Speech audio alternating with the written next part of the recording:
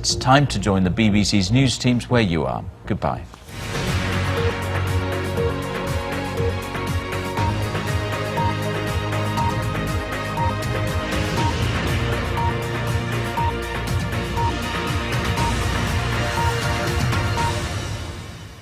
Good evening, I'm George Alagaire's love child. Our top story this evening, Kolb's learning cycle exposed. Our education correspondent Mike Gove is at the lab in room B301. Mike, what can you tell us? Thanks, Barry. Yes, I'm here with a man in a white lab coat that the viewers at home will assume knows something about the subject, but in fact could be any idiot off the street. Dr. Petals, tell us, who is Kolb and what makes his learning cycle so special?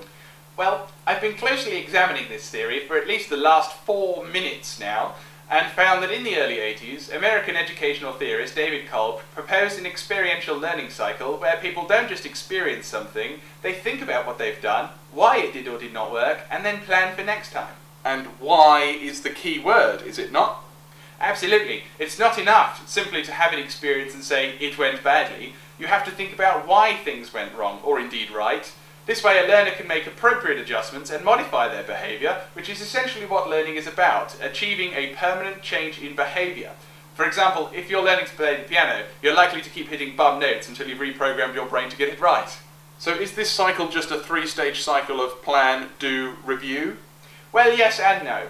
You could loosely describe it as that, but Kolb's original proposition in 1984 was that there are 4 stages, as this helpful diagram stolen from the internet shows. There is some overlap. Reflective observation will lead into the abstract conceptualization stage, and active experimentation will contribute to the concrete experience. But one of the key advantages of the 4 stages is that you can directly link these stages of the cycle to the 4 learning styles of Honey and Mumford. The activists, reflectors, theorists and pragmatists all have a place in this cycle, as this other diagram stolen from the internet shows. And what about Bloom's domains? Do they fit in somewhere? Yes, you can clearly see that various cognitive, psychomotor and affective outcomes will be achieved as you go around the cycle. So what does this mean for trainee teachers? What should they be doing? Well, a good teacher in their own work will be making use of all 4 stages of the cycle in order to improve their own teaching skills and methods. But also when planning lessons for their learners, they should be planning to include all 4 stages of the cycle in the lesson to ensure that the materials covered are effectively absorbed by learners of all learning styles. One last question, Dr. Petals, before you go back to looking up all the answers on Wikipedia. That lab coat really doesn't fit you, does it?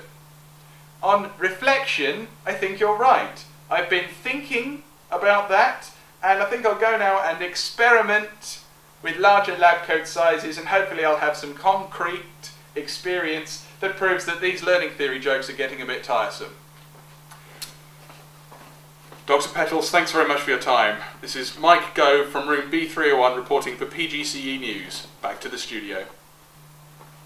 That was tonight's headlines, and now over to Tom for the weather. Well, a very good evening to you. The weather's looking quite pleasant this evening. We have a thick band of petty in the north, spreading right across the country, including Wales, right across to the east, with a very strong chance of gravels in the south. Now, if you're heading home from a teacher training lesson this evening, there will be highs of caffeine and lows of tiredness. That's all from us at PGCE Weather. Good night.